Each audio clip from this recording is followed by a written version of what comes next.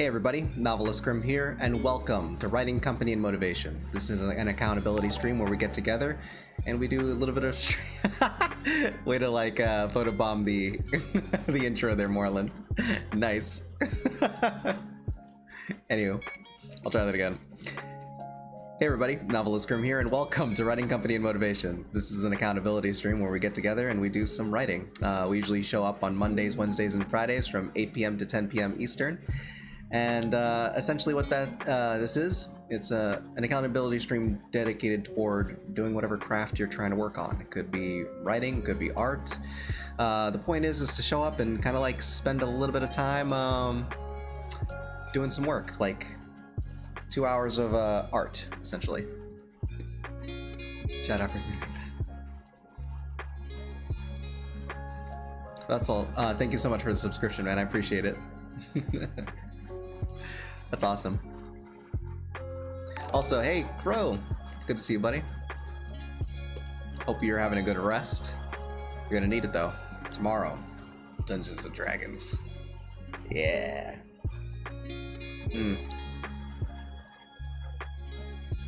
So, let's go ahead and also, it's good to see you there, Justin. Oh, no, here it didn't say anything. So, anyhow. Let's go ahead and talk about the discussion of the day. And today's discussion is going to be about setting, right? So, setting is something that's not exactly my forte. I spent a lot of time like world building when I was a kid. I used to like love the idea of like having different races, like all this like world building and stuff like that. But like, part of me like it almost wonders if setting and world building are two like a little bit different things, you know? In the sense that like we want to make sure that the setting is kind of like where the characters are kind of focused on in this moment. It could be in the scene, it could be like throughout the whole story. I don't know. But it's like what the readers are going to see most of in this book, right? So like I've been doing some reading on like the concept of setting. And from what I've heard so far, it seems like setting could be used for multiple purposes. It could be used to set the tone, obviously, to kind of like indicate what kind of mood the story is going to be like portraying, right? Is it going to be a comedy? Is it going to be like lighthearted and fun, or is it going to be dark and dreary and all that? It also, let's see, it works to present conflict and challenge. If you were, again, this kind of goes back to that like volcano god, setting where the setting is, there is a god at a volcano who wants to sacrifices, and that's the setting. Like you're right next to the volcano, and maybe you're gonna get sacrificed or something like that. So it could be like that, character / setting, and then there's the friction in there, and there's a story that's like that's created through that interaction. Then there's a little bit more that goes into it, which is the next portion, symbolism, right? So like one of the things that I've been reading recently, and one of the things I struggled with or am struggling with currently, is I'm going into Act 2, right? So while we're in Act 2, one of the problems that I realize is that I don't know what my main character is going to do in terms of like I know I want to train him, make him like savvy with magic. I want to make him a better person, work together with a group of people, but like I need an opportunity to create that circumstance. He needs a place to train, somewhere that he's motivated to not leave immediately, and some place where he can learn to kind of like learn the theme of the story, right? The lesson which is important to the character's development. In my case, I believe the theme of the story, and I believe is because like it could change. Right now, it's just trying to like try to learn to trust others and develop like a found family in terms of like learning to rely on others in order to become successful, like or at least to work together with others. The main character kind of starts off the story like always trying to push towards doing things by himself, and whenever he makes these choices, it kind of like constantly trying to avoid people or avoid like help or just like interaction in general, it usually lands him into trouble. And the more he struggles, it's kind of like quicksand, and he gets, things get worse and worse as he moves on. From what I've seen in a lot of stories, the second act should almost be like an upside down world, right? It's like a completely different setting. And I think that's one of the reasons why like I've struggled to find something that like works for my novel, because I'm trying to like figure out, okay, well, where can I like have these opportunities to make Kalen into the person he needs to be. And it finally hit me that I know where the setting's gonna go, and it's like basically like the upper parts of the city where he's never been, right? Now there's a reason for doing this this kind of symbolic shift. It's the sense that like your main character has developed this ideology of like being the way they are, and has developed like these wants and aversion to learning their their spiritual lesson by being in the world that they're at, right? So when you move into Act 2, which is the act that is designed for the development of a character, essentially the setting represents kind of like a shift in perspective.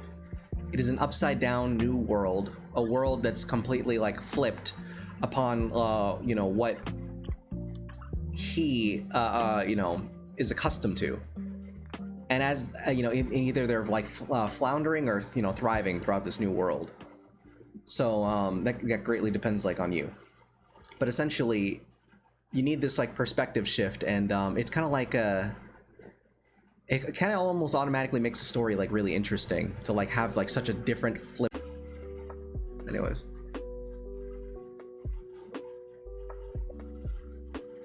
Yeah, and I agree with you, Justin. The upside down world can also be a mental state as well. Like, it doesn't have to be physical, but it doesn't. It definitely has to be like a situation that's vastly different, right, from like what they're used to. And I think that like really adds a greater perspective on like trying to transform this character into the hero that they need to become, right, or provide the lessons therein. So, if we can take an example of like what that would be like, let's look at like Harry Potter, right? When Harry Potter starts off, essentially he is shoved into a cupboard beneath a staircase, and he is in a boring world that is non-magical. He is told that he is a nobody and is forced to believe that. Like, at every turn, the parents or the his relatives basically make it a point to tell him that he's nobody and nothing. Now, the minute he gets into Act 2, he ends up in a world full of magic, right? You are in a crazy magical castle where monsters and things exist that you never thought actually did exist. There's moving staircases, there's whimsy all about you. You are in a place, instead of being boring, excitement. Instead of being a nobody, everyone knows you. Everyone knows the boy who lived, So the idea that like Harry Potter has developed a new perspective on his life because he has, he's gone to a new place, right? He's able to like, this is like the opportunity, the area where he can learn to be a different person. Because like the previous life offered no opportunity like that. So that's why I think setting is like kind of important when it comes to especially the shift in between Act 1 and Act 2. And I just wanted to like share this because this is something that I immediately bumped into. I didn't want to show the upper cities of my novel because they are vastly different from the lower cities, right?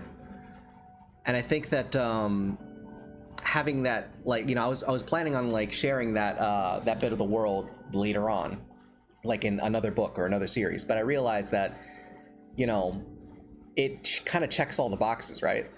Like you have something that is completely new and different, instead of being dark, cold, and dreary, it's exciting, bright, and like, it's like full of magic rather than not, So I think that I want to try and see if this is the correct setting, right? So I think that this is probably a good decision for the story. I'm gonna have to try to like poke around with it and like see where it goes as we novel about. But I don't know. Like right now, I'm trying to solve a couple of problems in this shift between Act 1 to Act 2. Now that we're like thoroughly into Act 2, kind of like getting things into gear and moving along. Like that means like finding a mentor that works well, which I kind of did. Making sure that the setting is like, you know, solid and works, and then kind of like creating that like fun and games beat where like you can have you know, Kaylin doing what the story promised, learning magic and doing all these like cool things, like you know, in an interesting weird world. So yeah, that's basically it. That's all I wanted to like share with you guys. But other than that, I think that you know, I'm gonna open the floor to questions if you guys have any. And if not, we can certainly get started with writing. Yeah, definitely, it's definitely an interesting shift. I always get a little nervous because, like, you know, the shift between Act 1 and Act 2 is like the place where like a lot of writers like fail and tend to like, you know, roll back and try doing Act 1 over and over and over again. But I'm kind of confident that like eventually we'll master the art. I mean, like it's been a long, well, it's not long. I've made it like from beginning to end a couple times, but like I didn't make it to beginning to end like as well as I had in most recent development. So I'm really loving the way this story's going. I'm really loving like you know, the content. It's just so much fun. It's such a good story that I'm enjoying the hell out of, and I really want like Act 2 to kind of flourish and be as exciting as the first act is I designed. So I'm kind of excited for that, you know. So let's see here. I just say, what's the biggest difference between the top and the bottom? Something that really makes it feel very different. Well, I mean, like being in it's kind of like a lot of my story like takes inspiration, or was like the seed for the idea was like Piltover and Zon, right? Like where Zon would be like kind of like a dirty, dark, dreary sort of city, and Piltover would be this like thing that's like above in the sunlight, you know, where everything's kind of clean and positive. And I think like in terms of my novel, there's a lot of like there's a lot of artificers down below, and you know, sorcerers up above, and there's like two very different ways of like handling that sort of you know, dynamic. So I think that like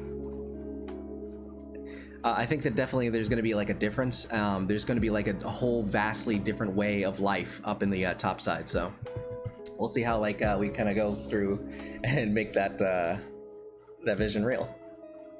I kind of like looked into some older notes about like you know, how I handle my city, and it's kind of funny to see like you know, some of the old lore that I created. I think some of it like is still very valid. I think a lot of, you know, the design of it kind of changed a little bit, but for the most part, it's kind of the same, you know. Hey, thanks for the sub, buddy. Appreciate it. So yeah, we're gonna be doing some what do you call it? We're gonna be doing some writing in a little bit, and then we're gonna be doing some writing discussion here, or not writing discussion, just writing work, and then we'll see how the night goes. I know that I eventually have to like do some Dungeons and Dragons prep. So I'm gonna be just like having that on my mind. All right, but let's get things rolling here. Hang on. So yeah, it seems like we've made some huge progress today. Managed to knock out pretty much all of chapter 13 in one shot today, which feels amazing. But I still got to edit it and make sure that everything's good to go for I guess, you know, peer review and all that stuff. Anywho, thank you guys so much for coming out. I really appreciate the love and support. If you're new here, again, my name is NovelistCrim. This was Writing Company and Motivation, a stream that we host Mondays, Wednesdays, and Fridays from 8 p.m. to 10 p.m. Eastern. If you haven't, I recommend you leave a follow. It's a great way to get notified when we do this type of stuff. And you can check out our Discord by hitting !Discord in the chat like that. And that'll give you a link, which kind of leads to our stream archives, where we kind of talk about any of the highlights in the streams that we do. So if you missed anything, we have it there. You can also gain access to the journal entries that we post, as well as the people in chat. And it's also a great way to get a hold of me if you'd like. But yeah, I think that's it for tonight, guys. Thank you so much. So take it easy, and as always, stay passionate. See you again.